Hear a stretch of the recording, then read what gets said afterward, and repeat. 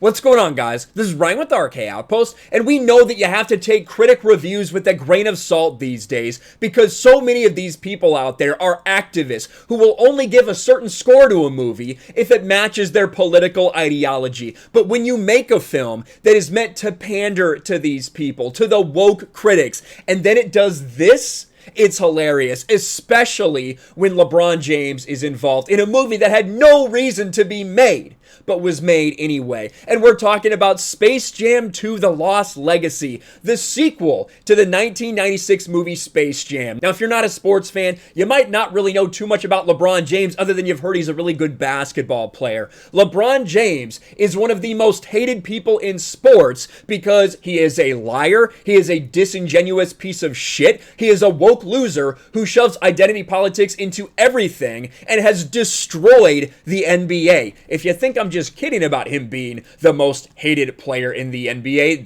that's not. That's a fact. He is the most hated player in the NBA. You have these survey maps that show just that. The most hated player of 2020-2021. Of course, LeBron James is leading the way, and quite honestly, it's probably not even close. If you subscribe to us over on Sports Wars, you may have seen a few of our videos about LeBron James, who again has made everything about divisive politics, who has lied about hate crimes, who has lied about interactions with the police, and continues to get caught time and time again. Well, now his movie is getting destroyed by the very people that he's been trying to pander to, and that this movie tries to pander to. You can see Space Jam: A New Legacy. I think I said Lost Legacy. I think I got it confused with the Uncharted game that was also received very poorly. 38% on the tomato meter. Now, that is pretty bad. Like I said, this is a sequel of sorts, a reboot of sorts, to the 1996 Space Jam movie, which, as me, growing up as a kid, I was 8 years old when that came out. That was one of my absolutely favorite movies because it was my favorite athlete in Michael Jordan,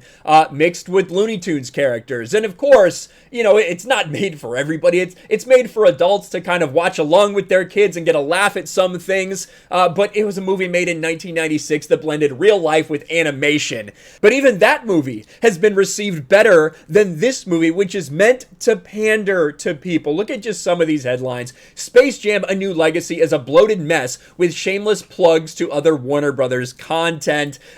Review: Convoluted Space Jam: A New Legacy shoots an airball. LeBron James is no Michael Jordan in this follow-up to 1996's Space Jam. And that is the thing. LeBron James, as an athlete, has been trying to chase Michael Jordan's legacy. This is a dude in LeBron James who has anointed himself as the greatest player of all time, as so many people laugh at him. Now, of course, there are LeBron James fans. Some of them may even come to this video. Of course, there's LeBron fans. We refer to them as Bronsexuals because they are so enamored with LeBron James, they can't see past anything else. This is a man who said that it's his duty to stand up for injustice anywhere he sees it. That's why he spouts off about all these social justice issues. That's why he has made the NBA into a platform for identity politics, as far off based as he is. Yet when he goes to China and things happen in China with how they treat people, how their government treats people, he shuts up and dribbles. But not in America. In America, he's going to tell you exactly how he feels because he has to stand up for it. But when he goes to China, with whom he does a lot of business with Nike, his sponsor,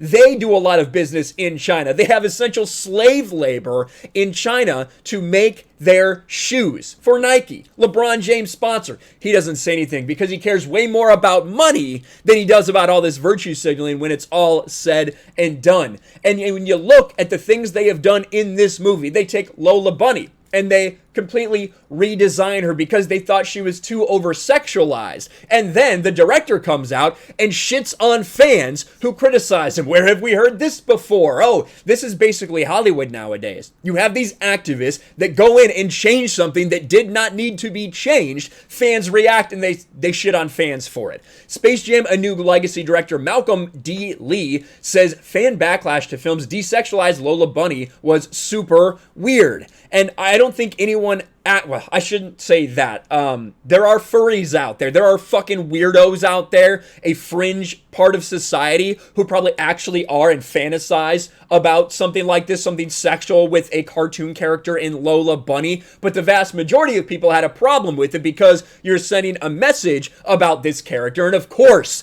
in this movie, she does her own thing. She doesn't want to rejoin the team because she's a strong woman and she's been successful out on her own, because of course she has. You look at what they did with Pepe Le Pew. They cut him out of this movie after a big controversy. That was only after filming a scene. Get this. This is where these people's heads are at. They filmed a scene where LeBron James lectures Pepe Le Pew about consent for the Me Too era. Those are the things they tried to do in this movie. So that is what I mean by trying to appease the woke crowd. LeBron James and all the cucks that surround him and empower him, this is what they were trying to do. This is the audience they were trying to capture. I think this will flop. It'll probably make some money because there are people that want to take their families to something. Maybe they don't know about the things LeBron James has said. So there will be some people that go out there that go to theaters. But again, this is also available on HBO Max for free. Not like Disney Plus, where you need to subscribe. Plus, you need to pay $30 fucking. What do this do in the box office? I don't know. What will the audience score? Probably higher than this if I had to imagine. But this is embarrassing when those are the very people you have been pandering to the entire time. And LeBron James deserves it because he is an enormous fucking piece of shit. If you do like sports, if you're a sports fan, want to hear me and Jeremy from Geeks and Gamers comment more about that, I do implore you guys, go check out Sports Wars. We are over 100,000 subscribers over there on Sports Wars. We talk about NBA, we talk about NFL, we talk about politics in sports and the people that are ruining it with that exact thing. We are pushing back against that because we are not the mainstream. We're not ESPN. We're not Fox Sports. We are Sports Wars and we are Geeks and Gamers. So we're going to say exactly how we feel regardless of what the topic is. So I will leave a link to that in the pinned comment below. Definitely check us out over there on Sports Wars because we continue to grow that. What are your thoughts about the critical scores for Space Jam 2: A New Legacy? LeBron James, the bitch that he is, fails once again in getting the audience that he so desperately desires. He wanted the approval of these woke critics so bad, and it's not working out so well for him. Let me know in the comments below. Smash a like button, subscribe to the channel, ring the bell for notifications, share this video out there, and I'll talk to you later.